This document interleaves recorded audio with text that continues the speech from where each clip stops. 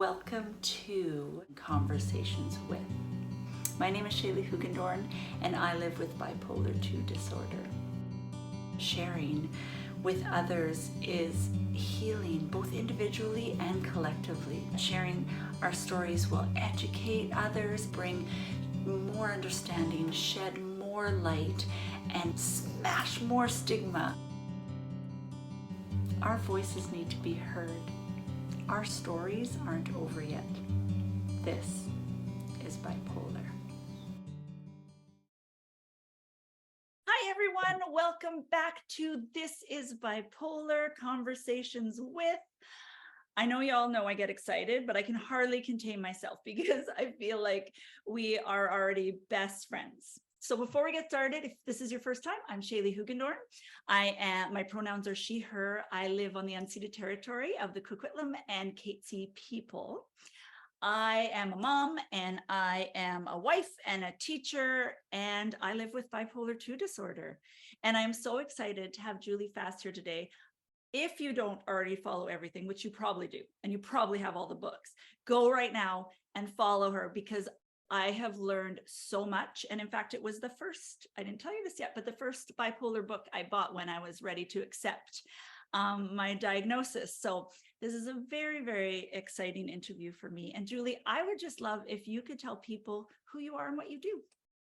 Well, thank you. I mean, I've known about your work for so long, and we've been trying to get together, and you've been so patient. So thank you. Well, my name is Julie Fast, and I guess the best way to describe myself is that I started having symptoms of psychosis when I was 16. Didn't know what they were, of course. And I'm sitting in I always tell the story because it's so bizarre. I went to high school in Hawaii. I'm sitting in a bookstore reading the Far Side comics because it's the 80s. And I heard a big booming voice go, "You need to leave." And I remember looking around and thinking, is that my dad? And there were other people, but nobody was talking to me. And I got up and left. That actually was my first command voice hallucination. At 17, I went to Europe for the first time. And Shaley, I know you just Yes, to Europe. And so I had my first manic episode in Europe, but nobody knew me very well. It was schoolmates, but only one of my friends went. My parents weren't there. I got excited. I fell in love for the first time. I had my first ever drink while I was there. I wasn't tired. I wasn't worried about my weight. And I remember coming back to Hawaii and going, what was that? Because I sort of went back to myself. And then the next year I had a big manic episode and sort of left school. And by big for me, I don't mean full-blown psychotic mania, but quite manic. Mine lasted a very strong manic episodes that last about 3 months at a time. yeah, wow. I went just absolutely wild and it had an amazing time. I went to a university, but then I started to get sick. I left that university because I wanted to be next to a hockey team. So I left that college in Alabama called Auburn, Alabama, and went up to near Canada to a place called Bellingham so I could be near the Vancouver Canucks and watch Wayne Gretzky, who was at Edmonton at the time and had no idea what was going on. That I was 18. I then started having very strange symptoms of not being able to sit down in class, of not going to class, of being obsessed about men. I have memories of going out in the woods with like glasses and throwing them against trees. Yeah. I fell in love with a guy from Vancouver, BC, and moved in with him after only knowing him a few weeks. He luckily was an amazing man. Then when he broke up with me, I had my first psychotic suicidal depression at age 19, but typical bipolar, got a job at Glacier National Park in Montana and got manic and all excited. And that pattern continued for 15 years until I was finally diagnosed with bipolar at age 31. Because remember back then, we didn't talk about bipolar 2 that much. I'm actually in between bipolar 1 and 2. You know, one of my mentors, Dr. Jim Phelps, who really helped, talk about this whole concept of bipolar spectrum. I'm bipolar heavy, bipolar 2. And then when I was put on the wrong meds, I moved into bipolar 1. but I Oh, also have a that's psychotic disorder. fascinating. We're all on a spectrum, right? Mm. And then I have a very separate psychotic disorder. So you'll notice my psychosis symptoms arrived before my bipolar symptoms. That doesn't happen in bipolar. In bipolar, psychosis is always attached to a mania or a depression. Right. So I have bipolar, what I call 1.5. I mean, I'm literally right bipolar 2, bipolar 1. 1.5. If I don't take care of myself, I have full-blown manic psychosis. Yeah. But I also have a psychotic paranoid delusional disorder that's very, very serious. So my diagnosis is schizoaffective disorder bipolar type. I don't have schizophrenia. I'm on the schizophrenia spectrum. Schizophrenia is not a scary word to me. Bipolar, psychosis, I'm not embarrassed. I'm not scared of any of this. In fact, the diagnosis saved my life. But believe it or not, before I was diagnosed, I fell in love with a man from France while we were living in Tokyo. And he was diagnosed with bipolar 1 a year before I was. So I went through the whole process of his hospitalization and being very sick and almost dying. It was very, very serious. I was diagnosed the next year after I left him and moved to go to school in China, where I learned to speak Mandarin Chinese in 4 weeks because I was so manic. I had a photographic memory. That sounds familiar. Right. Finally diagnosed at age 31. But before that, a doctor got to me, put me on Zoloft, which made me more That's manic. my story. It's been so bad. And then finally in 20 minutes, I remember my first psychiatrist, she goes, my gosh, you've had bipolar since you're like 17. She diagnosed me in 20 minutes. So 15 years of true bipolar hell. Why can't Julie settle down? Why does she have her doctorate? Why isn't she a lawyer? Why are the people around her? What's wrong with her? Why does she have so many boyfriends? This kind of thing. And then I did not respond well to medications at all. And people who read my books know I'm very pro meds. We need them. But I had excessive weight gain, like massive.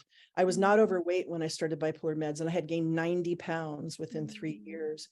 So I remember my partner, Ivan, he responded to meds better than me. I just didn't know what to do. So I sat down and I wrote the first ever bipolar disorder management plan. And that was in 1997 to 98.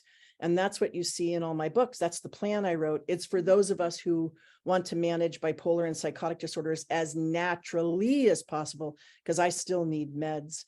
And these days, my work, I've moved much more into the research process, because I've been doing this since 2002 was when my first book came out. I wrote the first management book, Take Charge. I wrote the first partner book, Loving Someone with Bipolar Disorder. Then I wrote Getting It Done When You're Depressed. I have a treatment plan called the Health Cards, which are an insight training program. I train healthcare professionals, but my main work is with parents and partners who want to help a loved one stay in treatment and get into treatment. And then I became a cannabis and other substance researcher over the last 13 years because I saw what cannabis marijuana did to me and what it's doing to our population. And lately, I've spent the last 3 years researching ketogenic metabolic therapy diets for bipolar. And that's our future, guys. I got to tell you, the keto diet was originally created for epilepsy, and we take the same meds. Right. And so now there's people all over the world researching about the effects and possible positive use of keto diets in bipolar. So that in a nutshell. But the most important thing I think to tell people is that I'm very disabled by my bipolar. I can work part-time. I cannot work and have a social life. So I either have to be in a relationship with a partner and be very, very slow in my regular life and go out and do things and have dinners and go to concerts, or I work. I have never been able to have an active social life and an active work life. So I choose work right now. I'm actually quite happy, whatever, but I'm sick a lot. I still have a lot of struggles. My paranoia keeps me from working in large companies. I can't travel like I used to, but I honestly can say I'm a very content person. I don't wake up depressed like I did for most of my life. I'm always on the edge of a mood swing or paranoia, but I've learned to manage it. And I would overall definitely call myself a happy person who has a lot of challenges. So that's my back. Yeah, wow, that's wild. It just makes me so sad for you and for me in that one Terrible part illness. about not like that people couldn't figure it out for so long. I'm the same. I was 32 as well. Oh yeah, so same. And it's you know, It's and it's so genetic, true. right? So when I Yeah. finally figured out that I'm third generation bipolar, my grandfather and my father definitely have Yeah. bipolar disorder. I didn't figure that out till I was much older, Yeah. because it can, a lot of people, especially men, can have mania that's very, very rewarded in Mhm. society, as it was, especially with my father. And Yeah. so realizing that, I realized that I had to make sure that my nephew David, who's my brother's child, who's one of my best friends, my nephew, that we had to do everything possible to prevent bipolar, Yeah. substances and lifestyle changes that could create Mhm. genetically latent bipolar, have it come out. Or if he does show signs of bipolar, which he hasn't so far, he's 21, we would be ready. So it's generational, and we need to Yeah. talk about it. Yeah, exactly. And I can look back now, and I'm the only one that sought help or healing, and it would get explained away as personality quirks or this or that. And I have 2 teenage daughters. I had them before I found out that I had bipolar disorder, because we thought I just had depression my whole life, and that the hypomanic me was just me. That's right. That's the real me. That's the happy me. That's the, you know, or the irritated me, or the leave me alone me, or the Yes. what's wrong with my world. Yeah. Yeah. And then you forget. That's my thing with with hypomania, is that I forget and I think, oh, it was only good. And then my husband's like, do you remember how Yeah. mad I made Good for you? him. Yeah. The Yeah. people around us don't like our mania. Strangers like our mania. Yes. Yes. Our Yeah. bosses or people we work with often like our mania. Because they can make money off of Entertainment, our right? ideas. Entertainment, or, you know, if we're an artist like our mania, but our loved ones don't like our mania. Yeah. Yeah. And you mentioned your book. My husband has read the Loving Someone with Bipolar, and also is in the Facebook group. I think it's called Oh, really? Sticky That's Table. wonderful. Yeah, he's in the background. He's That's not okay. A lot of people are. yeah. Mhm. Yeah. Mhm. So if you're someone, and a lot of people actually ask me, can you bring him on? Can you guys talk like this? And I still tell them, like, we talk about it, of course, but it's actually really hard for me to listen to his To the reality, yes. right.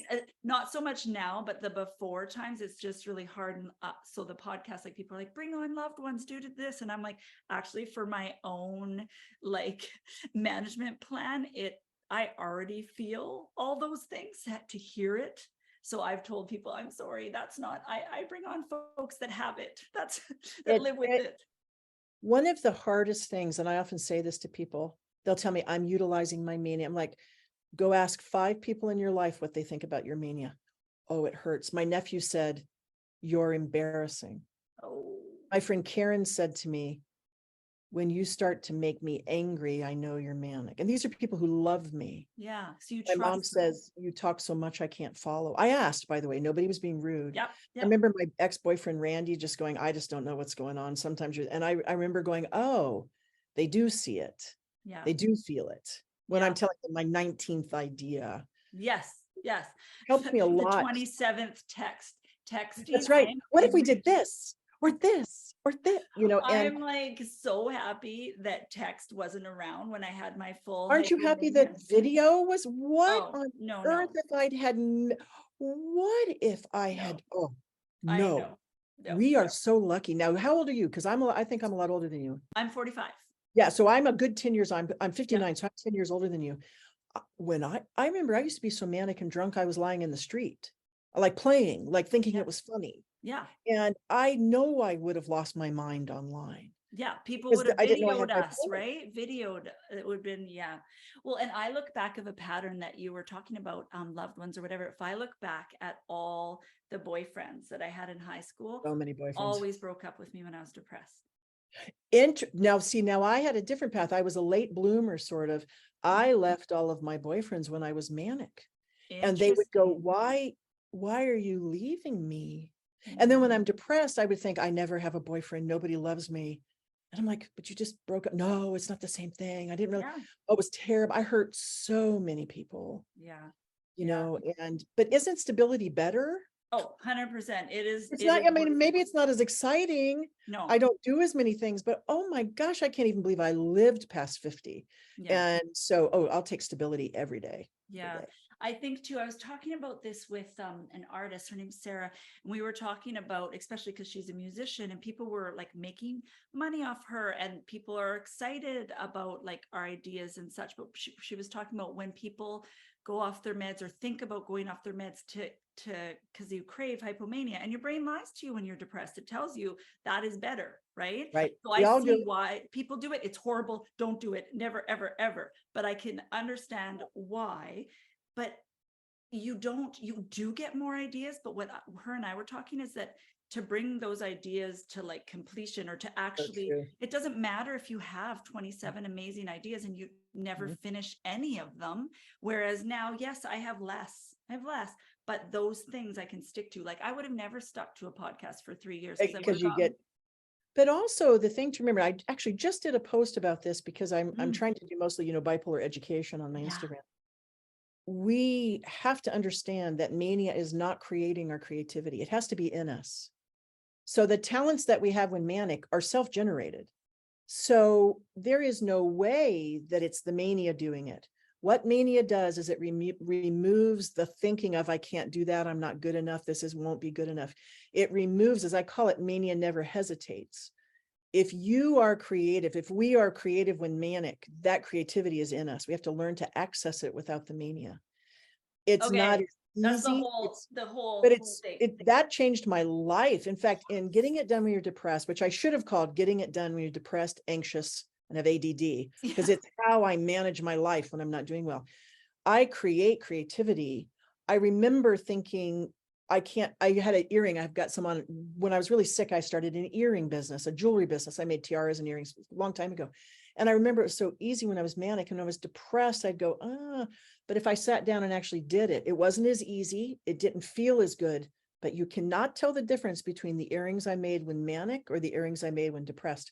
And most people don't know. A lot of my books, the ideas, maybe before I stopped, I don't allow mania to go anywhere in my life.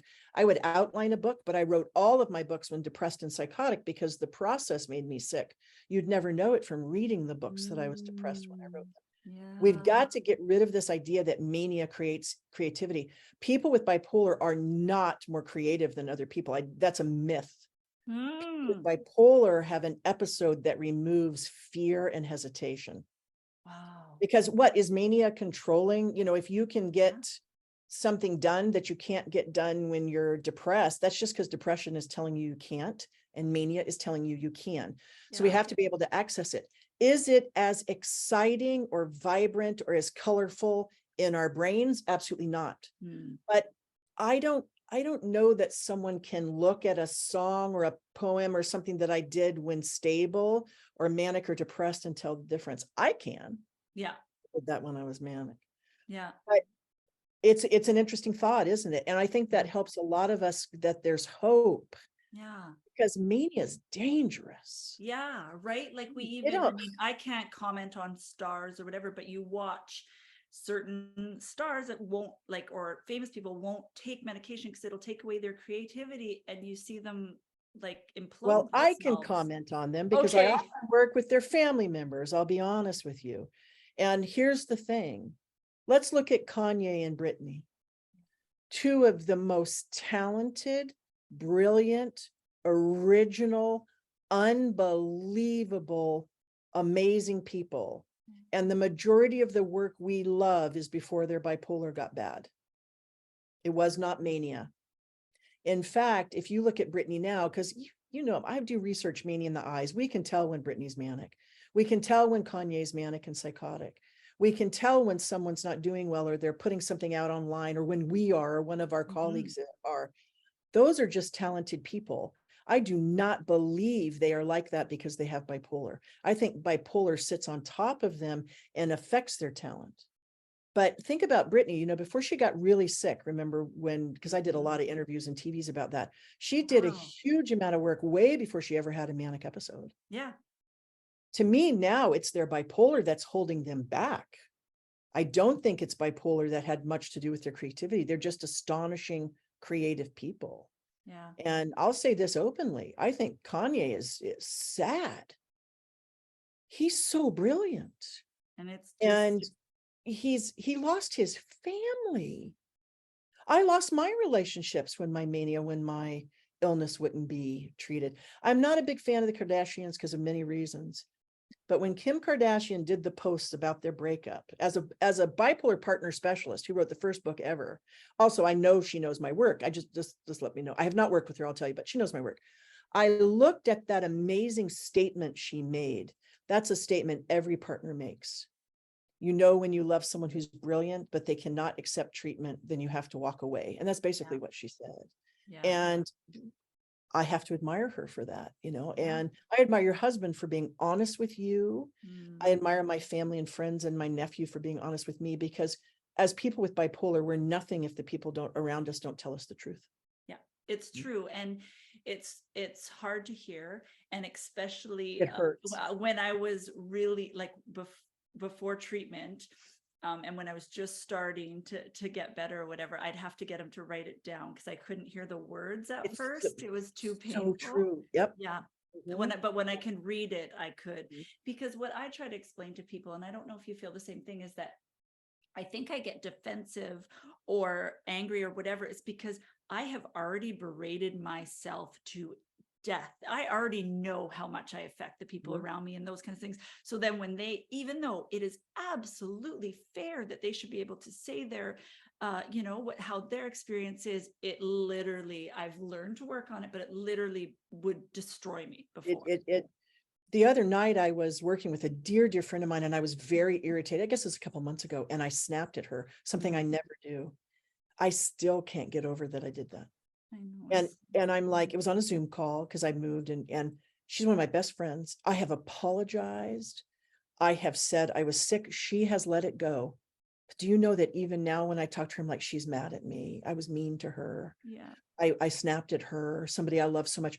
I was in a downswing. And so what I do now, because I work with a lot of people, that if I'm really having a tough time and I can feel myself going, I will turn off my video and I'll say to them, I'll say, guys, the irritation is really getting me today. I am not going to take this out of you. I'm going to turn off my video for a minute and make some faces and do some snorts and get some pissed off out of me. And then I'll be back, because That's the brilliant. irritation is so bad with this illness. And, the more we work, and also the more success we have, the harder bipolar is to manage.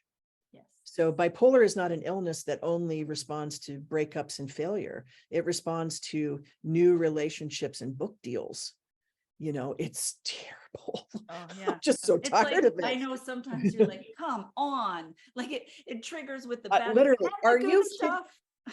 What? I just found out that I got this, and this, and I'm crying from stress. This is so unfair. And you're right, it's unfair. It is Yeah. unfair. And I sat in that for quite a while before I could finally, you know what I mean? Step forward into it. I was like totally surprised and not surprised at all, if that makes sense. Because I wasn't someone that didn't seek. Like every time I got depressed, I wanted to know, like, give me all the medicine. Like I wasn't like that. My mom was a nurse, so I didn't have a problem with medication, like thinking about medication that way.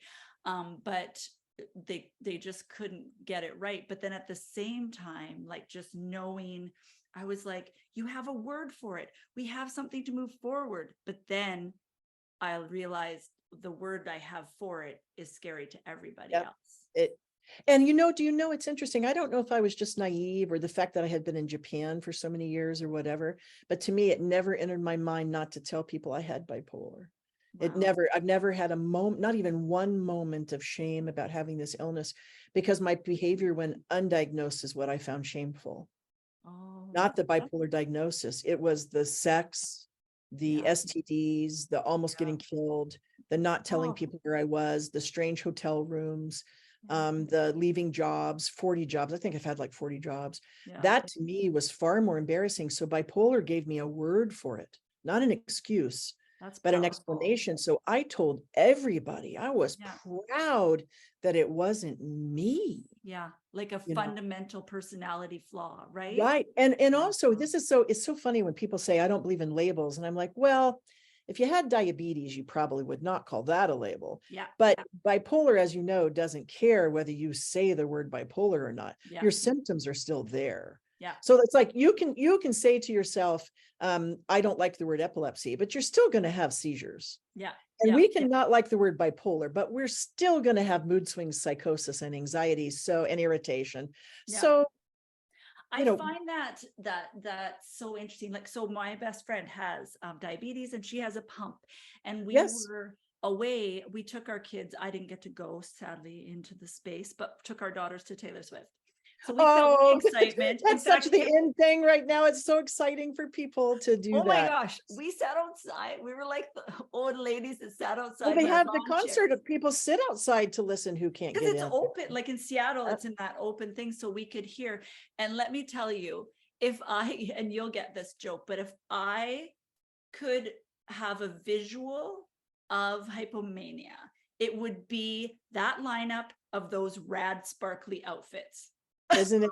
It was awesome to see. Like, just as a visual. Obviously, it wasn't hypomania. Everyone was just excited and exactly. But I felt at home. The thing to remember too is when you look at someone like Taylor Swift, Taylor Swift is stable. There's no question about it. You couldn't do what she's doing if she were not stable. But it's sort of like contained creativity, right? And she pays a price for her creativity as well. We don't get to contain our creativity when we're manic.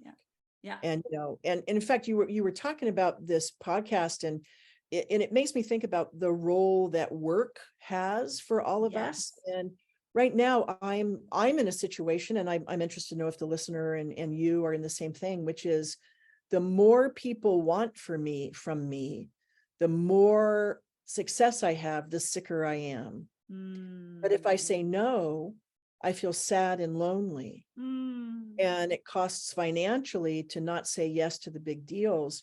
So one of the big things about bipolar, even those of us who can work part-time or people who are on disability, which I have been on, et cetera, it's managing this sort of the emotional stress of trying to figure out how to use our considerable talents and intelligence without getting sick from it, right? And I would love to be like Taylor Swift, have a dream, do an album, do this. I don't get that. For example, if I get a book deal, I know that it's going to be 6 months of absolute HE double toothpicks. I will not be well during the whole process. My agent knows, my publisher knows, my family knows. I have to sort of go in a hole, somehow get that creative process out of me, and I'll be sick the whole time. There's no way around it. It's been 20 years. Yeah. So I really imagine it's like giving birth, right? It's painful, but you have a product after. So I'm happy to have the product, but the process is very painful for me for work. Yeah. But I thought it was really beautiful. I was inspired by like that, how honest you are about that, and like how boundaried you are. Because when we were first going to, you're like, I'm writing a book, get a hold of me in the summer. And I was like, awesome. Like, and you did. Much and that's not rather amazing. someone just tell me like, this is what I need. And it's interesting because my co-host, Julie Kraft, she is an artist, and she wrote her memoir, but now she writes children's books, and she she does all the art, like she does the whole thing. She's a painter too.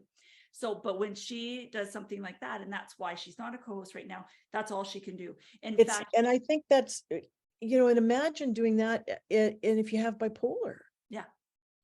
So she doesn't show up on social media at all, like doesn't answer a single. You know how many breaks I take? I put my notice up. I'm not, and that's another thing, we can talk social media for a minute, because I do not try to get followers on social media. I cannot handle it. In fact, I have a lot of, if my followers go up and up and up, I get fear and paranoia and worry. Oh, it's not pleasant for me. And when I get attacked online, I'll start crying. I get psychotic almost immediately. I think about quitting. That's why online bullies are so serious, and I take them so seriously. I had someone not so long ago tell me that I was a fake and a fraud, and that my research isn't real because I'm not a PhD. And then she went on another huge group and started talking about me. And you get to the point where you're like, I can't do this. I can't, because I'm bipolar, and you know this. A fake and a fraud. I've devoted my life to bipolar, right? So you try to do something, but if someone's a bully, they're never going to back down, right? But an amazing thing happened, because somebody told me they saw the post. People wrote underneath, well, I've worked with Julie and I don't feel the way you do. So thank heavens somebody is coming to our rescue a bit, because online is nasty, man. It's like, it hurts. It does. You're stupid. And I was like, I don't know. Yeah. I So know. that's why I am not a big fan of, I would never call myself an influencer or anything. That's why I don't do a huge amount on Instagram, is I don't want too many followers, Yeah. because I'll start to get stressed. You That's so cannot interact with interesting. people. Oh, you Yeah. cannot interact. How many followers? I think I've got 13, 14,000 or 15. I don't know. How many people do I need to follow me if I want to interact? What would I do with I have, buy my books. If the hundreds of thousands of people have bought my books, that's great. I don't want 100,000 followers on Instagram. How could I See, I'm the talk? opposite because But I how would feel we manage it though, Shaley? How so can what we I have integrity in our bipolar and sleep and fear and worry? How would we yeah. manage the comments So and what make sure I it's a for safe me, place? I that's one thing. So there's other things that I can't handle for sure. But I Mhm. think the way because I'm like a bipolar aside, right? I'm an extrovert, depressed or Me too. uh, I'm the same.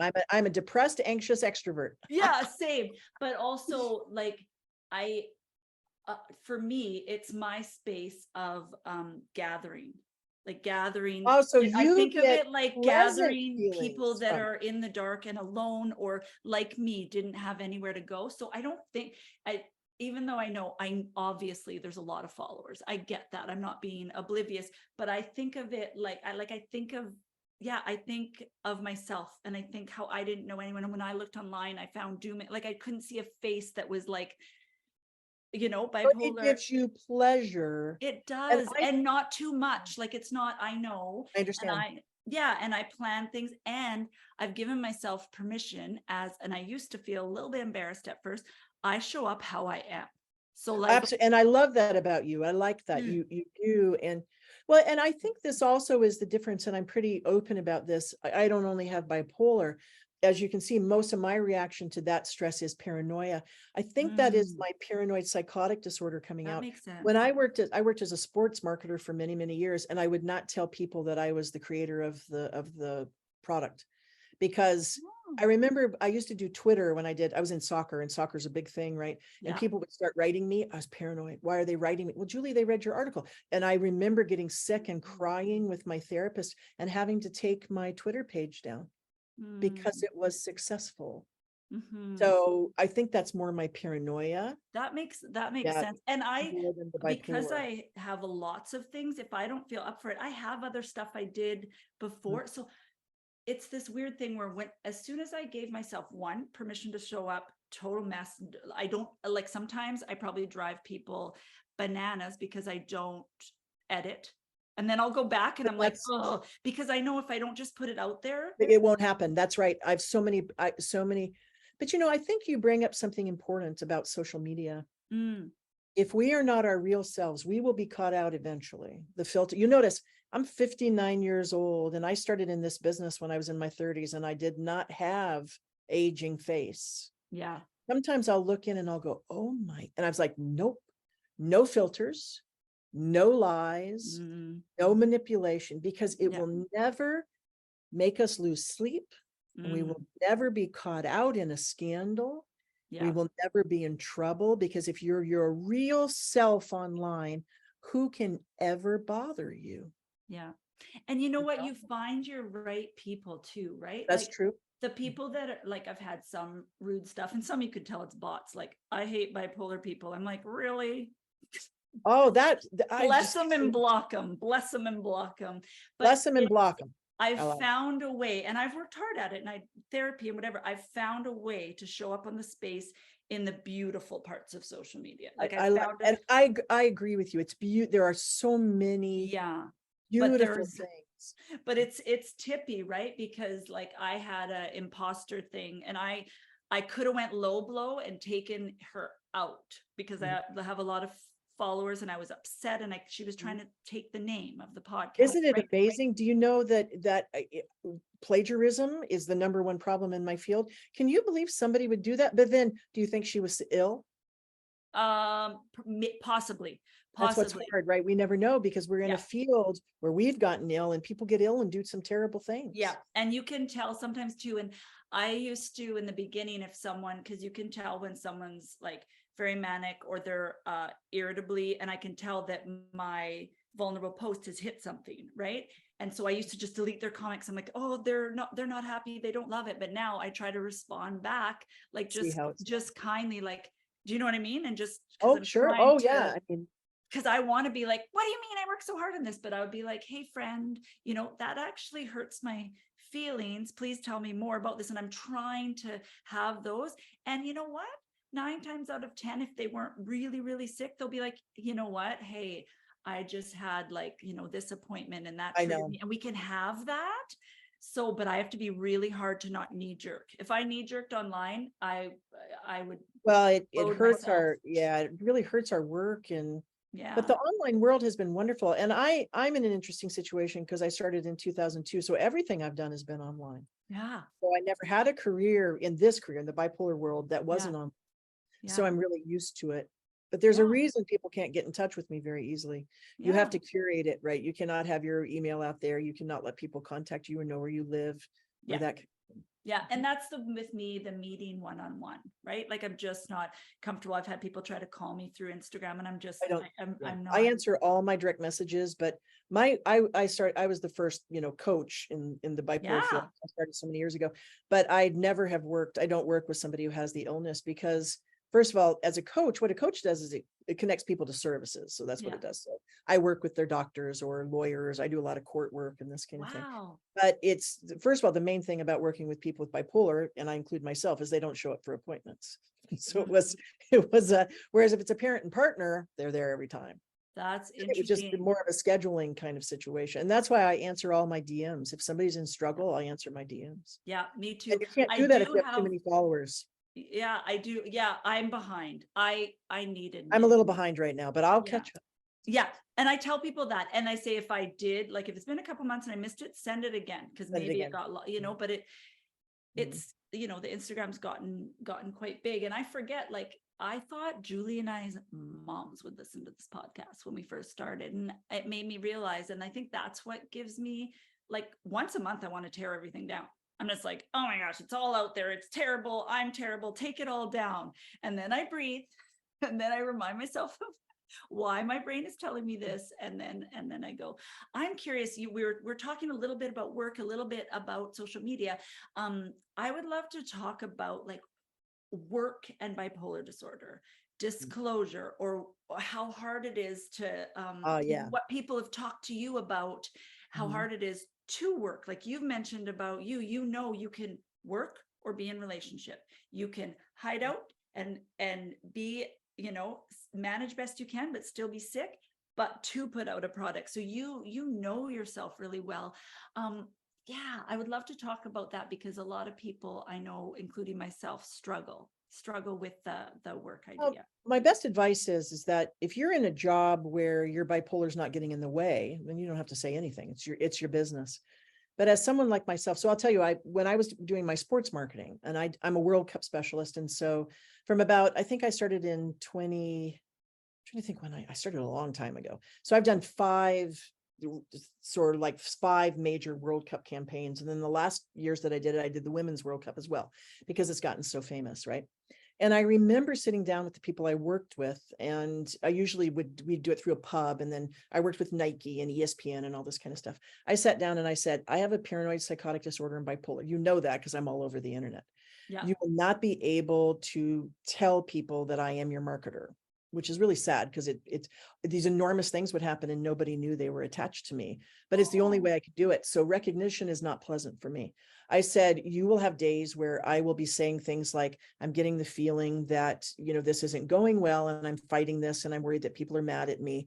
And you will have to know that here's what you say to me. I need you to learn about bipolar disorder in my work. And then we leave it at that.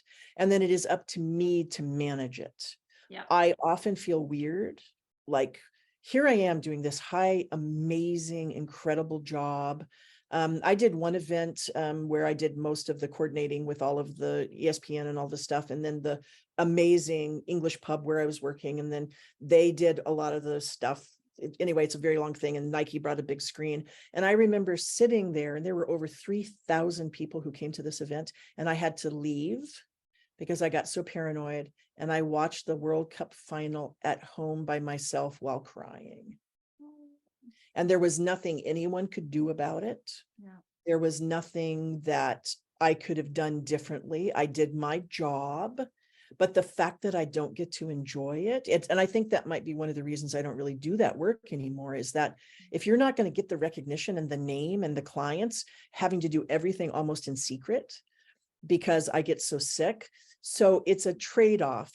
If the reward of the work, for me, writing books is just a nightmare while doing them because they're difficult. They're like 500 Yeah. pages, right? Oh yeah. But holding the book in my hand, like the last edition of Take Charge, worth it. Yep, there it is. Worth it. Look at the cover, Amanda. It's fantastic. Beautiful. Worth it. But in the moment, I have notes the whole time. I can't do this. I'm going to die. I can't do this. This is miserable. Why do I do this? So I write it out. I let myself go through it. I cry. I talk to my agent, whatever, but we still get a project and I still do it on time. So the actual book is worth it. Whereas if I had a job where there weren't an output, where I didn't like my work, where maybe I had trouble with coworkers, no way could I do that level of work. So it comes down to, is the reward of the work and whatever bipolar comes up worth it? Or do you do a job that doesn't affect your bipolar? So it might not be as exciting. It might not be where you want to be, but it allows you to make money, support yourself, and then go home and be yourself. There is no easy answer. Now, if you do need accommodations at work because of your bipolar, then 100% tell them. For example, in the United States, and Canada is sort of similar, you can have a psychiatrist say that you have to have a room with a window. You can have a psychiatrist say that you have to have this many breaks or this kind of thing because it's a disability. I mean, it's really a disability, right? But then you feel embarrassed. That's been a hard one for me. And so hard, right? You feel embarrassed and you're like, oh my gosh, here I am. What are they? I'm a sales manager and they're going to think I need to, and you're like, all right. So once again, it's all trade-off. Does that mean I'm going to be able to keep my job if I don't do that and I stay silent? Or am I going to burn out, get sick, get manic or depressed or psychotic and quit or get fired? So maybe I need to grow up a little bit. You know, if I were in a wheelchair, I would have to ask for accommodations. So when I work with anybody, with my last publishing company, I had a new editor, told her all of this. You might get a weird email from me. I'll try not to, but you might. You'll notice that I have trouble. You might notice that I'm psychotic. You might notice that I'm crying. Work through it. She was great, but I had to tell her. Yeah. And that's just how it is. I had to tell her. For me, it's a little weird because I'm a teacher. So before I had my children, I taught full time only for like a couple of years. And because then I had my children, I stayed home. But I remember when I first got the job, I didn't eat or sleep for like 6 months. I was so excited about my job and everything. And I eventually leveled out and could do it. But knowing when I went back with my kids, I like to say it's a choice. And it is, but also I know deep down that full-time teaching, if I went back to the classroom full-time, I can't work full-time. I wouldn't be a good mom. I wouldn't be. And luckily, like my husband, I have that privilege. We have a renter so that I don't have to work full-time, but I still do love teaching. So everybody's like offers me jobs all the time, but I've been TOC for over 10 years and it works for me. This is what happens because people with bipolar are brilliant. I mean, I don't think anybody's going to deny that. We are upset. We have an odd kind of intelligence. We're not necessarily smarter, but there's no question we are learners. People with bipolar, I call us polymath autodidactic. We're self-learners with lots of interest. We like to travel. And it's not just the mania, it's us. But, you know, I can imagine people listening to this and going, well, gosh, maybe you guys have the luxury of working part-time. And I want to encourage people, well, then you're on disability part-time and working part-time. You find a way around this, or maybe you do have to accept help from a partner or a family member. Maybe you do. I live with a family member. I don't have any desire to live alone. There's no way I can buy, support, and run a big house anymore. I did it when I was younger. It's impossible. So I am not embarrassed about the need. If I'm in a relationship with a partner and he wants us to be together, there's no way I can work the way I work now. He will not get my attention. So we would have to talk about, you know, where money goes and what we do. I think people get the idea that not working and not supporting yourself is a bad thing. There are many people who give love and attention and parenting and kindness and help and helping around the house who are lovingly supported by a partner or family. I've been so lucky. Now I've had times I do have to support myself, right?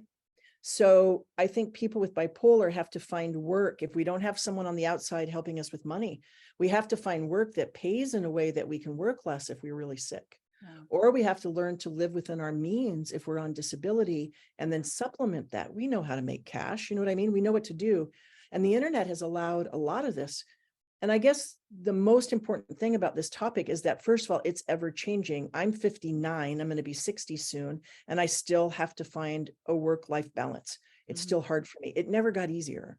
It never got easier because I have bipolar, but I have enormous goals and dreams. Another thing that you can do is exchange. In other words, something you're good at, you can exchange it. Let's say you're great at cleaning houses. Believe me, you can trade that for somebody who's great at graphic design. They will trade it. And I've learned that bartering system made a really big difference for me as I was especially learning better about my work and what to do. But I'm never going to say it's easy. I don't know many people with bipolar who simply go work a 40, 50, 60-hour job without having some kind of substance problem. Yeah. Or they crash. You can do it for a time period and then crash. So are they out there? Of course they are. There are certain types of bipolar where meds work great and you can do this. But you know what? Let's be honest, it's rare. Yeah. It's rare. I found that once I could, I know you said it somewhere. I know it was something to do. I found it really freeing where you were talking about how, like, managing your bipolar first and such. Because I treat bipolar first. It's the only way I live. It's the only way I survive.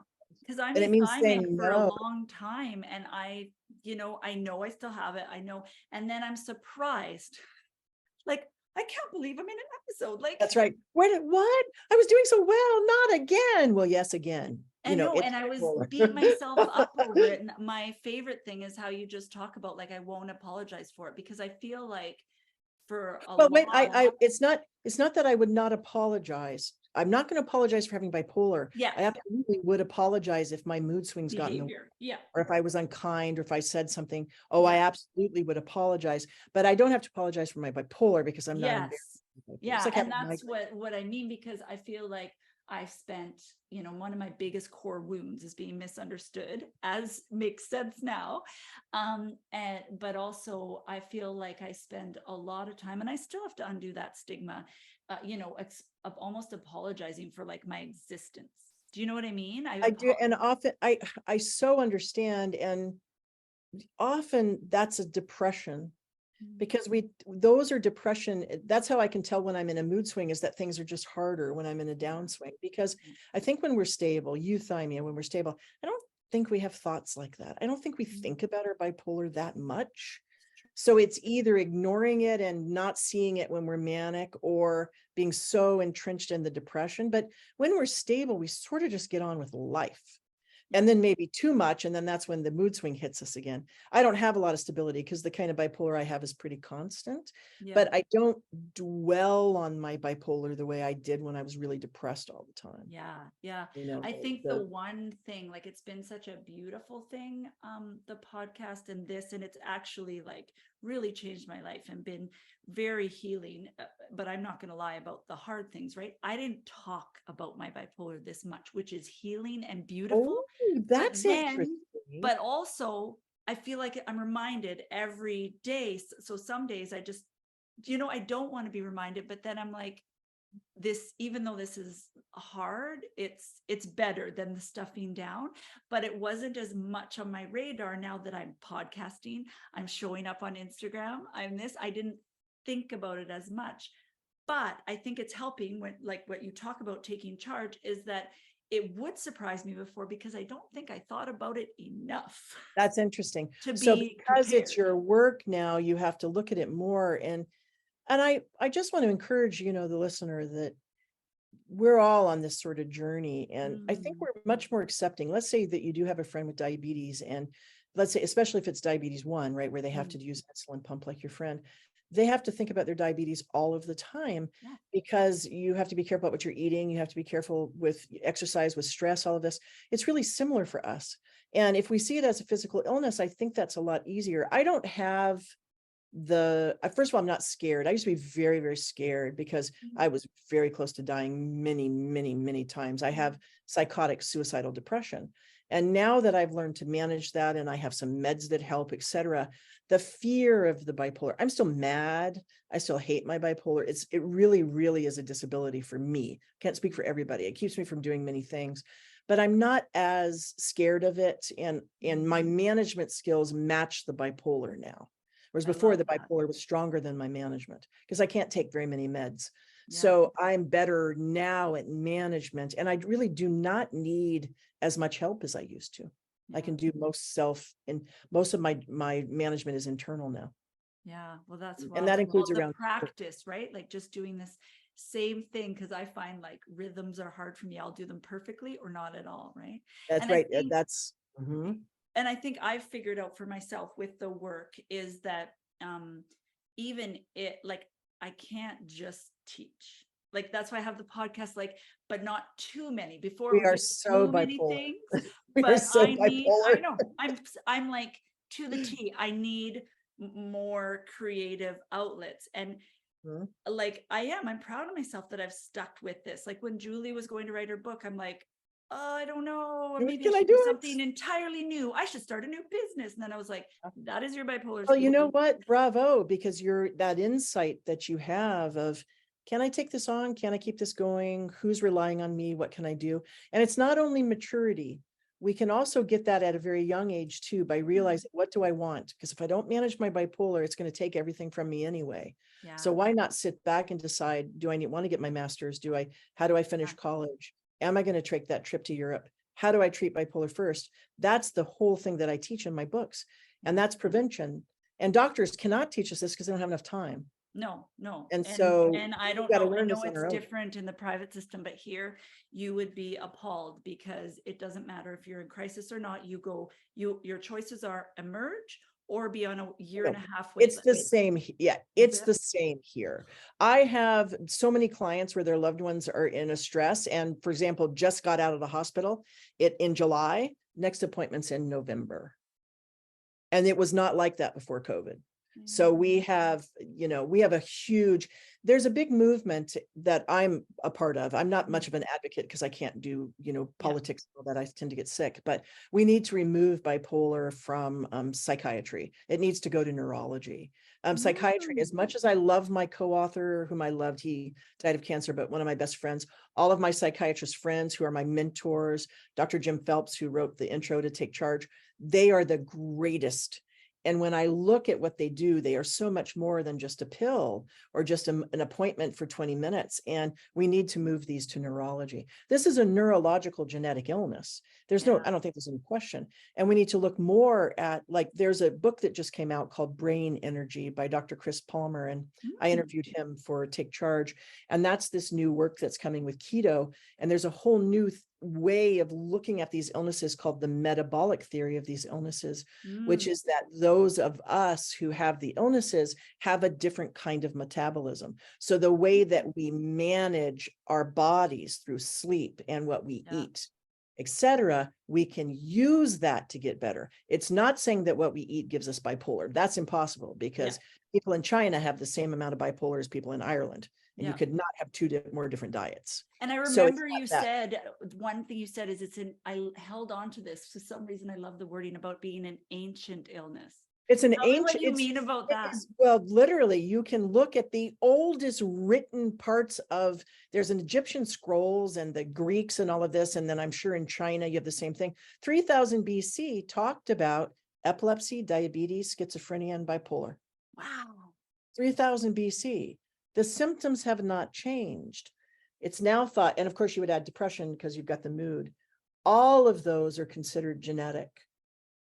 Are they always genetic? Bipolar, I think, is always genetic, but others, whatever. They're all considered now to be metabolic illnesses that affect, it's the effect of all of the organs that put out the hormones, including our brain is an organ, and that the insulin, the way insulin is created, the way food gives us energy, there's a chance maybe that people with bipolar are not getting brain energy from their food, especially the inability to metabolize carbs. And it has nothing to do with weight gain. There's nothing to do with it. And this is a new theory, and it's the only theory I've seen in a very, very long time that makes sense, because we know that meds work for us. So it has to be neurological. It cannot be trauma. It's bipolar is not trauma based. Trauma affects bipolar, but it's not trauma based. We know that norepinephrine, dopamine, acetylcholine, serotonin, dopamine, all those serotonin, cortisol, melatonin. We know that if we take any kind of substance that affects those, it affects our bipolar. Or if we take a med that helps with that, it can help our bipolar. We know it's neurological. We know it's brain chemistry. So if we can eat in a certain way, and it's not, the keto diet for many people is not pleasant. It's not a weight loss. It's a neurological change. And we can start, especially GABA, which I don't think I mentioned, affecting GABA, which is sleep, because bipolar is a sleep disorder. So I highly recommend looking at brain energy, looking at the keto diet for epilepsy. There's a place called the Charlie Foundation that talks about that. And that's where my research has been for 3 years and where it's going to go for the future, because what we have now is not enough. Psychiatry, as much as I love a lot of people in psychiatry, it has failed us. Yeah. It has failed us. Oh, can I be honest though? It scares me when you say that, just because when I'm depressed, I have such disordered eating, or I get like hyper focused, or and I'm vegetarian. This it's is why scary, but it's like, I also have an eating disorder, and this is why this is so important. The keto that you're seeing on Instagram is not the keto I'm talking about. okay. Keto simply means that you're getting your energy from high quality fat, such as olives or coconut or avocado, versus getting your energy from glucose, from carbohydrates. It's not a good or a bad thing. So for example, a healthy person who doesn't have bipolar could eat a Mediterranean diet, or I live in France and Japan. Those are not low carb diets, and they don't get sick from them. So it's not saying that one food or another food is bad. It is actually changing the way the body metabolizes the food, so that then the blood and all of the stuff that is affected, which is usually by the insulin, doesn't create what many of us get called metabolic syndrome from our medications, because that's why we can gain weight even though we haven't changed our eating. So the new theory is, just like in epilepsy, it must be that insulin and insulin production is affecting the way our organs create the neurotransmitter. This is a theory, by the way. So I understand about, oh my gosh, not a diet. That sounds horrible, but it is a medical diet. So for example, if you had IBS, irritable bowel syndrome, or celiacs, nobody's going to say, oh my gosh, a diet without gluten. Instead, they're going to say, here's a way that you're not running to the bathroom every 10 minutes and you're scared to go to a movie. That's what this new ketogenic metabolic therapy diet is looking at. It's not the bacon, eggs, cheese, pepperoni, or chocolate thing that you see on Instagram. There's nothing wrong with that. I call that basic keto. It's great for weight loss. This actually is much more nuanced and much more oriented towards the movement of neurotransmitters. So for example, many of us have movements from our meds, and the keto diet is very, very good at helping with GABA. So there's now research now to see if, when somebody's given an antipsychotic, if they're also given a prescription and help of following a keto diet, can it prevent tardive dyskinesia? So this is a medical diet. This is not about weight loss.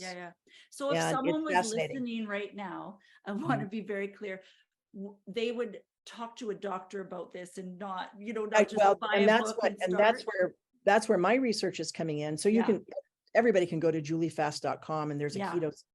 You'll see a quote from Dr. Chris Palmer and all the nutritionists I work with. There are ketogenic nutritionists around the world who already work in epilepsy. We're now starting, there's a group called the Bazuki Foundation. In fact, when I send you the info for, you talked about, all my bio and my pictures, I'll send you the links to this, because believe me, this is our future. And I would say in 10 years, everybody with bipolar is going to be taught about the ketogenic diet. Okay, in so fact, I was listening right now and I was really excited, but I was like, I don't know what to do with that information that I just got. So we have to learn. And that's why, so I'm doing a 12-week research program right now, and I'll be I'm going to write a book, and my book is going to be different though. So my book is, what do you need to know about keto to get started with keto? I'm not telling people to do keto. It's too hard. And this research group, in fact, I'll share one piece of info about the research group. There are 24 people in the group, which is a very good sample size. I had almost 140 people answer an Instagram post in one weekend saying, I want to be in this group. Then about 60 applied. And then I took about 27. 2 had to leave because they were manic, which is fine. 1 just had to leave because it was too much. No problems there. But I have 17, I think, people with bipolar and 4 with family members who are either a partner or a family member. I can 100% tell you the difference between the way the family members are learning about this and practicing it is so profoundly different than those of us with bipolar that I cannot even describe it. So if you look at and I'm teaching it in a different way, and I'm not teaching people how to do keto. I'm teaching people about keto so that they can decide what they want to do, whether they're going to do basic or work with a nutritionist. People with bipolar, those, and I include myself in this, need at least double the time to learn the topic than the 4. Now it's a small sample group, but I've seen this in my other work, than the 4 people without bipolar. The people with keto have with bipolar have a much more emotional attachment to changing the diet than the 4 without bipolar. The people with bipolar react to the keto diet much differently. It's a lot more difficult. It can cause mania versus the 4 people who are stable. Interacting with the research project, because there's some requirements, there's a lot to do and read, 1,000 times easier for the 4 people without bipolar. I'm literally watching, just by accident, because I thought, I'm going to figure out how to best teach bipolar. I am watching how hard it is for people with bipolar to do something new versus stable people. I can't even, so for example, on Facebook, I do a lot of interaction because it's a private group. And you can see who's commenting, and right at the top are the 4. And by the way, I'm not complaining because I want their input. Here's what I did today. Here's what I'm going to do. Here's what I read. They're probably 80% of comments. Yep. And that's why my work is with parents, partners, and healthcare professionals, because those of us with bipolar, we need time, we need support, we need help. I'm not suggesting somebody listening to this goes and starts keto. It's too hard. Go start learning. Start with Take Charge. It's got the keto section. Look at my website. Write me on Instagram. I have an Instagram keto page, which I don't do much with yet, but, and then read about it. Read Dr. Palmer's book, Brain Energy, and realize keto, if it works, means less meds, not no meds. I'm not saying that. Less side effects, less medication weight gain, less metabolic syndrome, less tardive dyskinesia. And that's very well documented. What's not documented is if it's going to help us manage mania and psychosis. And so we're very clear that it works with epilepsy, movement, sleep, that kind of thing. Very clear it works with weight loss. But we have many years of research until we can say that it is going to help us manage bipolar. But I'm all in. I'm on year 4. And so far, I have not been able to stay on a keto diet consistently because I have side effects. So that tells me it's working like a medication. Interesting. Interesting. Yeah. Wow. I'll send you more info for when we I would love that, because I actually, the only time that I have had some I didn't talk to you about talking about this. Okay, so 2 problems I'm having with online are, it seems like now everybody that has bipolar is now calling themselves a bipolar coach, which I'm struggling. Well, it's a big struggle. In fact, I have to be very careful because as the first, literally, I normally am the first. I started 13 years ago, and there was no such thing as a bipolar coach. But you'll notice that my coaching, I do it through 2 private groups for partners, the Stable Bed, and then through parents and caregivers, the Stable Table. I also work as a healthcare professional trainer and continuing education trainer. I would never, ever work with someone with bipolar or call myself a coach of people with bipolar. That's dangerous. See, that's what I think too, but I know I'm need to find another word, like a peer. Well, you can say, if you want to say peer support or support.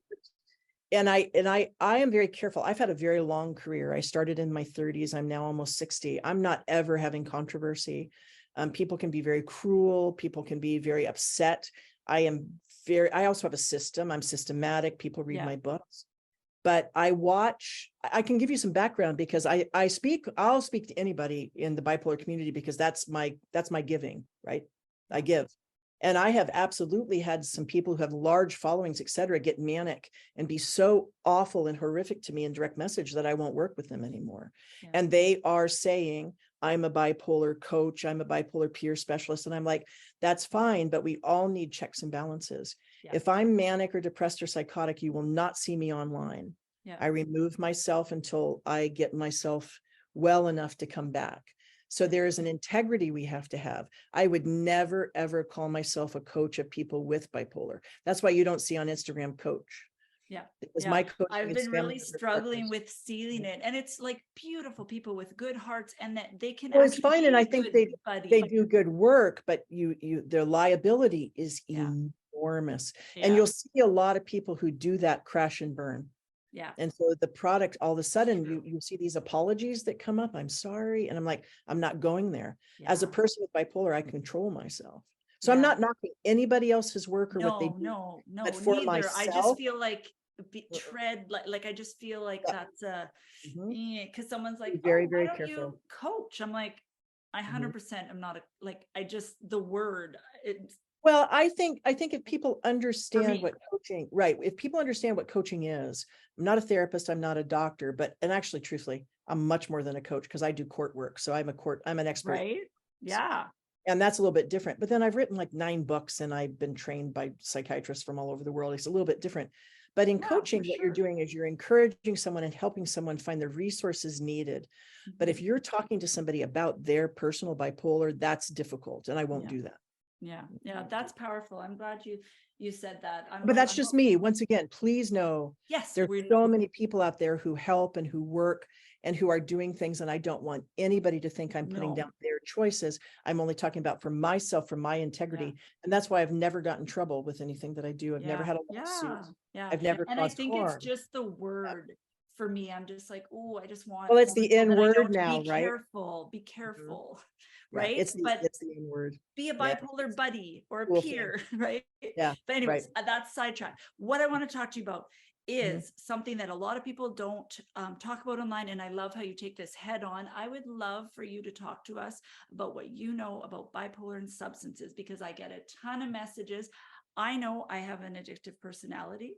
I know that, so I don't even touch a sip of alcohol or anything. I don't judge people that do, but I also know your research says no, no, no, no, no. So For can you, certain things, for yes, certain can you things, right. speak to the Mhm. things that, yeah, like substances and bipolar and the things that you know, because I'm always sitting at your feet when you talk about these things. Well, sort of by accident. I started a research project when marijuana was legalized for the first time in the world in 2012 in the United States, completely by accident. I had used a lot of weed. I smoked a lot of weed in the 80s. And so I'm not anti-weed. So when this new weed came out, and I had been a coach for 2 years at that time, very Right. successful. And I started to see people writing me and saying, my loved one did this, they did that. And I'm like, that's not bipolar. Is this schizophrenia, et cetera? So within 2 years of the legalization of cannabis, my entire coaching business, which was helping parents, partners, and healthcare professionals get people bipolar in care and schizophrenia, schizoaffective care, completely changed. And in the space of 2 years, almost everything became about the incredible increase in psychosis that we were seeing because of the high THC in cannabis. And at first I didn't believe it. At first I thought this is not happening. But by 2014, it was so obvious to me that we had an enormous problem. And that's when the big research I did started.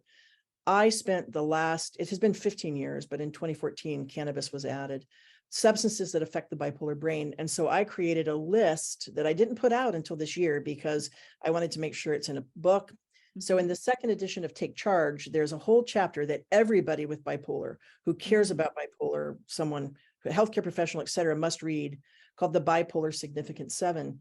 And it's 7 categories of substances that always can affect the bipolar brain. So some of the categories include stimulants.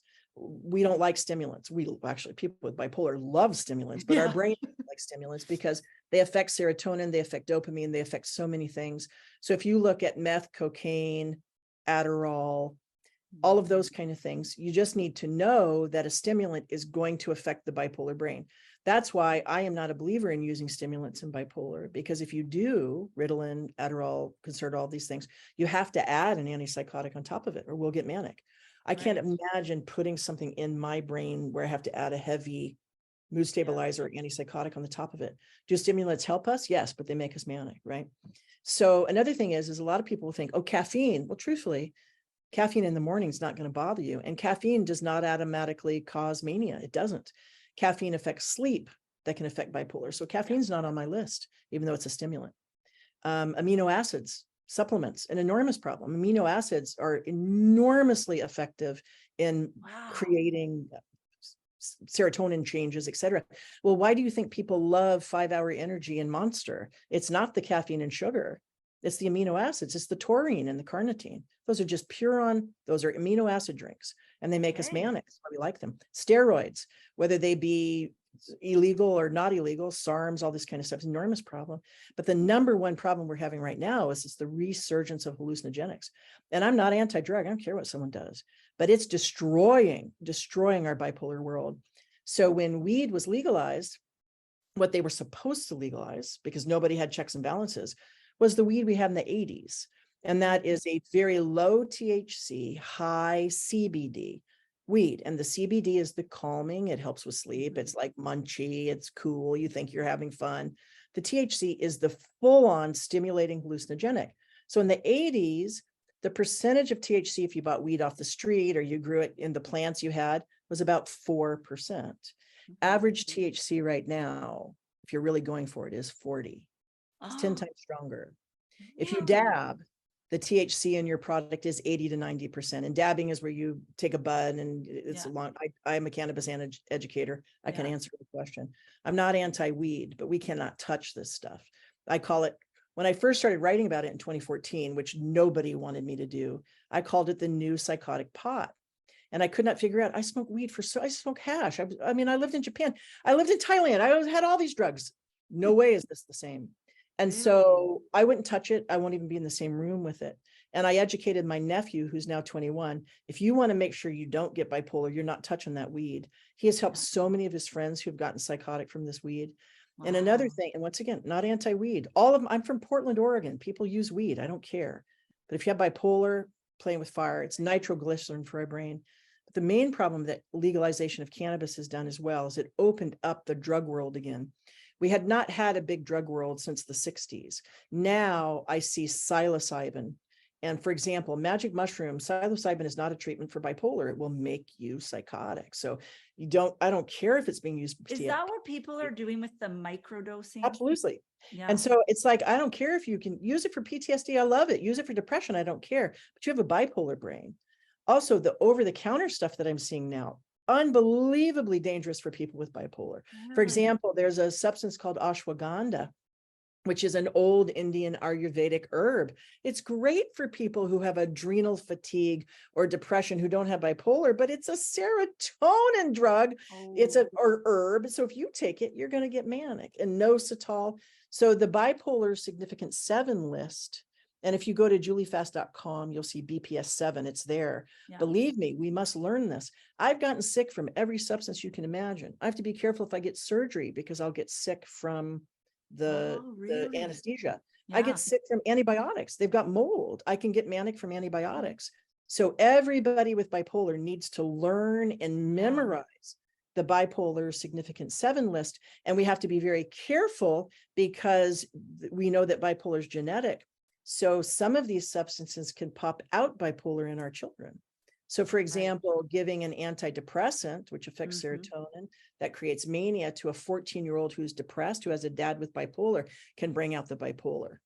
So I'm very serious about this. And all of my work, I have at least 3 psychiatrists who read my work. And Dr. Jim Phelps, my beloved co-author, the amazing psychopharmacologist, John Preston, and then Dr. Jay Carter have looked over all of my research. And then the publishing company have their own vetting. So this is my research. I also put my mania and the eyes research in there and physical changes and all that. So it's all in Take Charge of Bipolar. But I can't tell you enough.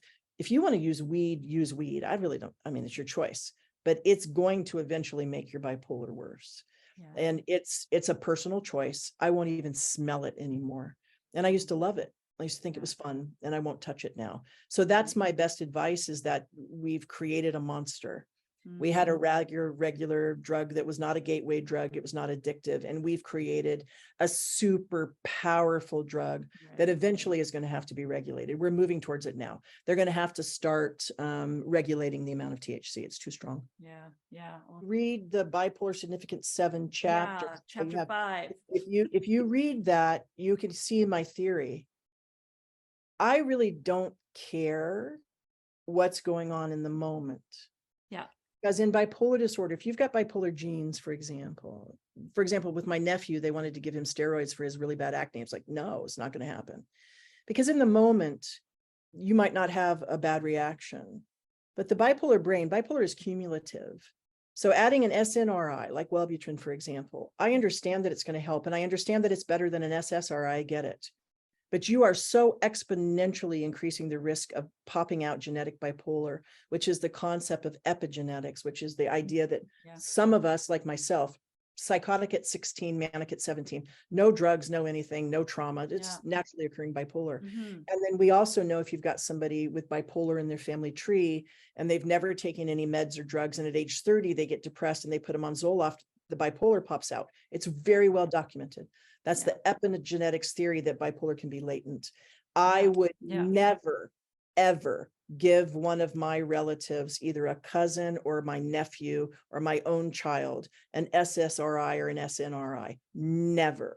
So because what would you it do? could pop out bipolar. I'd give them a medication that doesn't create bipolar. Just because if they're having like suicidal ideation and all there are other medications, and I have to be very, very careful here because I am not trying to give medical help, but I'll share you what we did with my nephew, David. Okay. Yeah. So David is, if he ever does get bipolar, he would be 4th generation. I have 3 generations of bipolar tracked. We know it. It's there. I'm the 3rd. I'm not letting my nephew, my beloved nephew, get this. So when he had his first depression, we were like, here's what we can try. And there was just never a situation where he was going to put an SSRI and SNRI, but you then have to take it very serious. He has ADD, has very high anxiety, and he has depression. So you have to be careful. There are other medications. And in my case, I'll tell you what you can use, not for others, but Lamictal, without question. Lamictal would always be the first choice. Second, lithium orotate. Third, a small amount of an antipsychotic. There's no question that there are other medications that can be used. And I'm not discounting the suicidal. So think about this. You've got a child with a parent with bipolar who already has suicidal depression. They are on the cusp of bipolar. I can tell you that right now. And I bet if you put a serotonin or cannabis into that, you're going to pop out that bipolar, because we know too much about this now.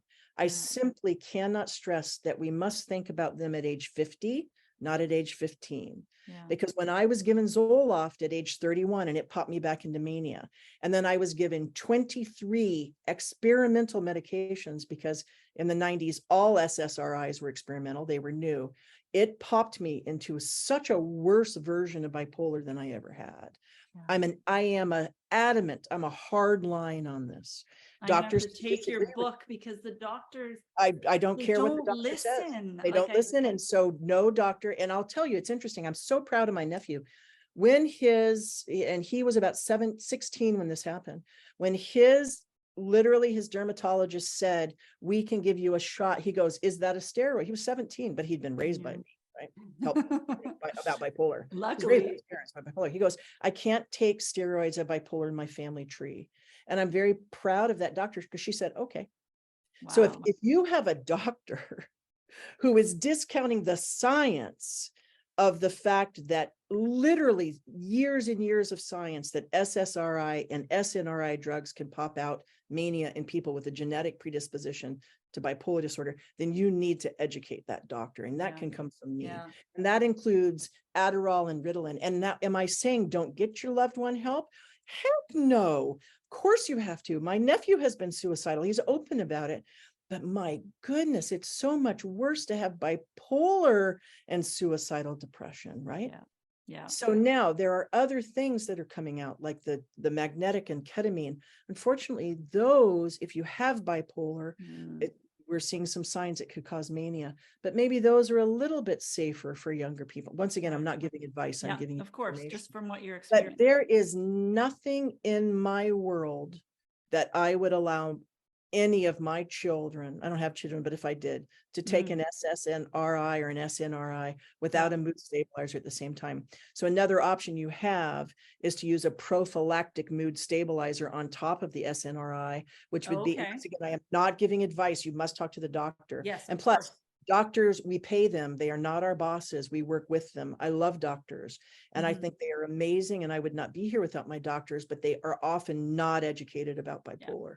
Even psychiatrists need to learn more about this and Yeah. read the list, et cetera. Well, I Because try to think of it like, instead of just being mad at all doctors, I try to well, you think of it can't be like, mad. They're wonderful. no, I'm not because mad I'm at a doctors. substitute teacher, right? But you asked me to teach grade 6, 7 math, not my specialty. Can I go in and teach grade 6, 7? Am I qualified? Yes. So is So this a it's not their psychiatrist specialty. prescribing the SNRI or a GP? Pediatrician. And unacceptable. You must educate the pediatrician and you must let them know, have them read the chapter. We are trying, my goal with writing this book, and I haven't done a lot of promotion, I'm going to be doing more in September. Buy the book. I'm promoting it right now. Thank you. I mean, I have not done and done, usually I'm on TV and done all this. I was well, and I had other things. And so we'll do more in the fall. But my goal is to prevent bipolar disorder in the next generation, and pediatricians and GPs and anybody who specializes in ADD in childhood, anything, has to understand, if you have bipolar in your family tree, you cannot give a stimulant or any type of SSRI or SNRI antidepressant or steroids, or ever recommend cannabis or anything if they're 18 to someone who has bipolar genetics. There is years and years and years of research to prove and show the epigenetic nature of bipolar. I do not want a child who doesn't have to get bipolar, who already has depression and suicidal behavior, to have bipolar mania pop out on him, because it's permanent. Yeah.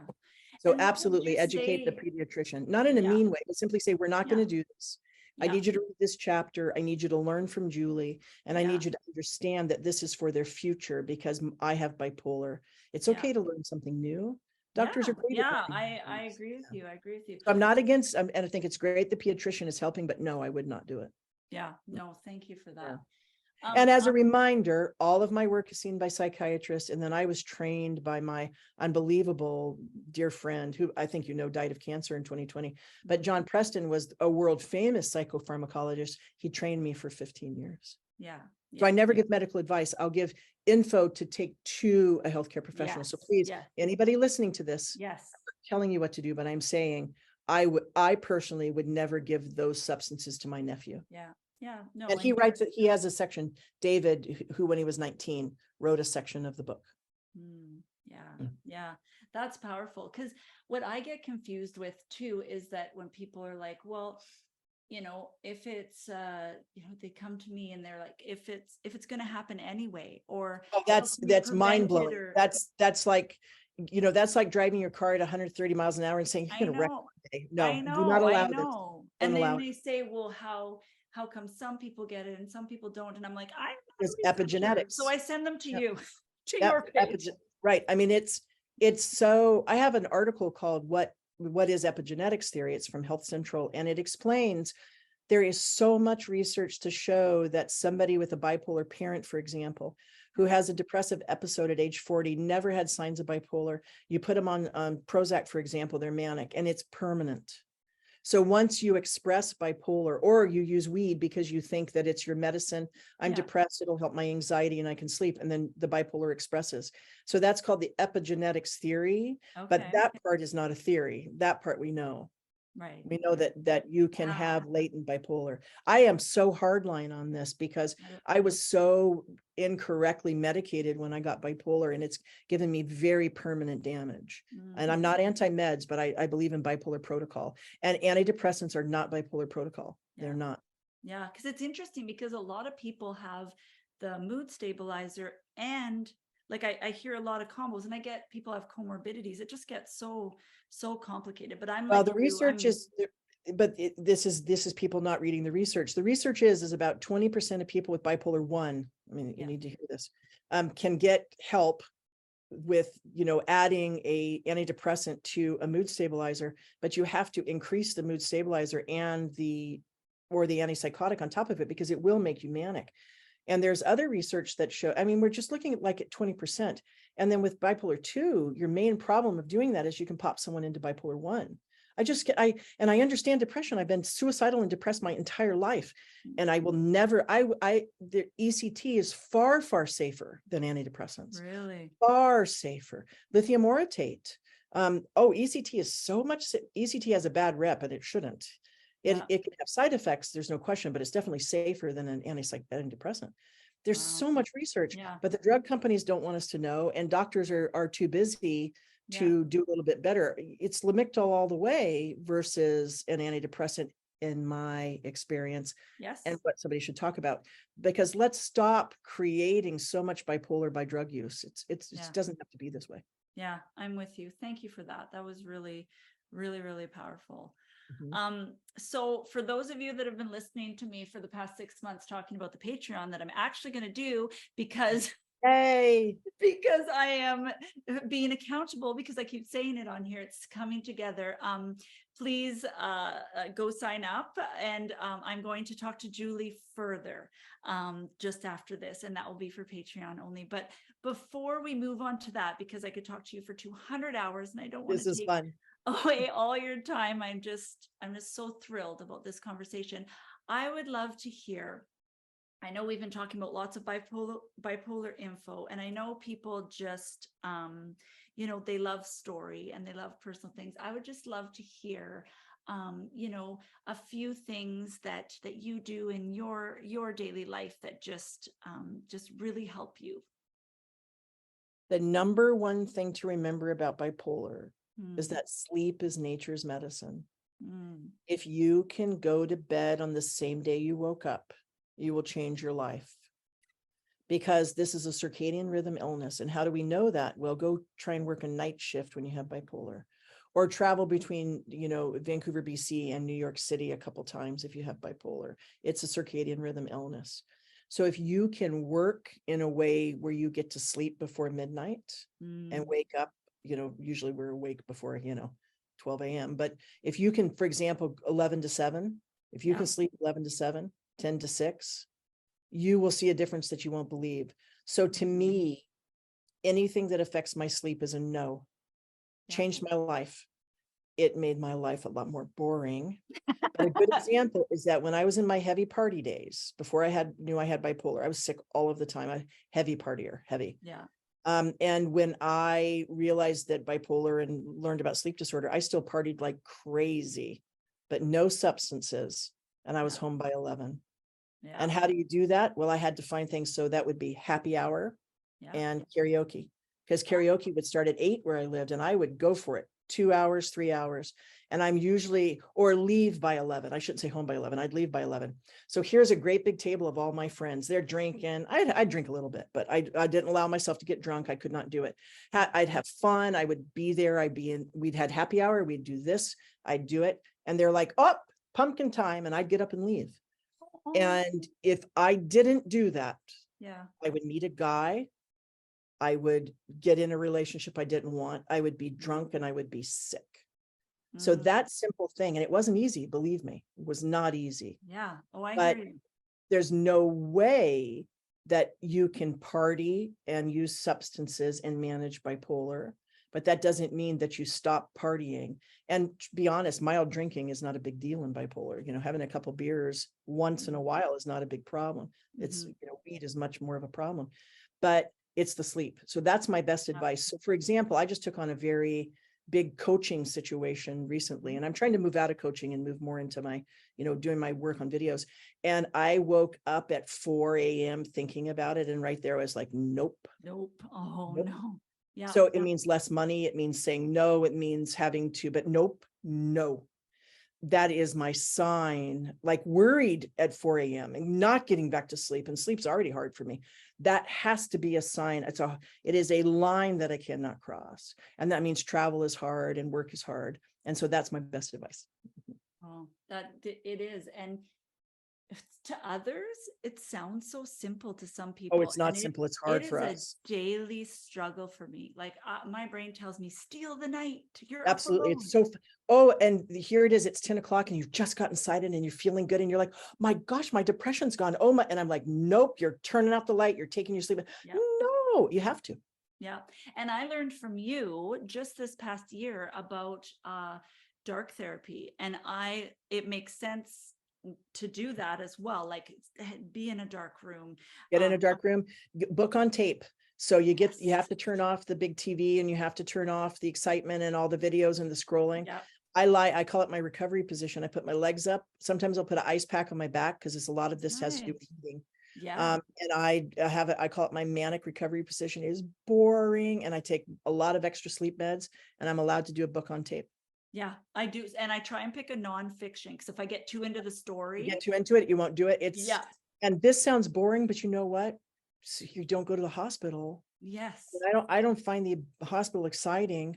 No. You know, No. I don't want to be, manic in some strange Yeah. guy's hotel room again. This is what you have to do. And My I life's thought not it boring. was It's not sorry. boring. Yeah, and I thought it was like me, I'm all or nothing. So I'm like, well, I have to do it for at least 2 hours. But I found even because I didn't have much time on my I didn't make the time on my European vacation, or I was never alone, right? Or I had my kids and my husband and we're staying in small spaces. But even if I would just get them to go and I would do like 10 minutes. It's or this, enormous I difference. noticed a difference. I really Calmed, did. absolutely. You're not bubbling up that mania. You're not allowing it to take over. You're getting to bed on time. And it's a practice. It took me many years Oh, it's to be discipline. able to calm Discipline down is my own hard. mania. Mhm. Discipline is hard. It's hard. Well, Julie, thank you. P.S. You're never going to get rid of me. We are This is now friends wonderful. forever. This is wonderful. Wonderful. Thank you. Thank you. So good to talk to you. And I'm really excited about our next conversation. I would love to. That we're going to have. And so you don't want to miss it. So hopefully by the time this comes out, my Patreon will be started. And if it isn't, go follow on Instagram and it will. I'm going to put all of the things that the book and Julie's information and the book that she referred to all in the show notes. So take a look at that. And I am so grateful for you and for the work that you put out in this world. I truly believe you are saving lives. Thank you. Thank you. It's very kind of you. I've loved talking to you. And I love what you do online. I watch it all the time. Oh, thank you. This is Bipolar. Thanks again for tuning in. You can find video versions of This is Bipolar on our YouTube channel. We also have all our previous and soon to be future episodes of the podcast on Apple, Podbean, Spotify, and Google Play. We spend most of our time on Instagram at this.is.bipolar. There is a vibrant community there where we have conversations and post different ideas and different strategies, and we'd just love for you to join us there. It is so helpful if you enjoy our work or think it would be helpful to someone if you could like and share and save and follow us in all or any of those spaces. If you're a listener for the podcast, if you could leave a review, we would be forever grateful. Again, thank you for being here with us. Let's get the word out. Let's share lived experiences so that we can change the ideas that people have about bipolar and help those of us that live with it feel less alone. This is Bipolar.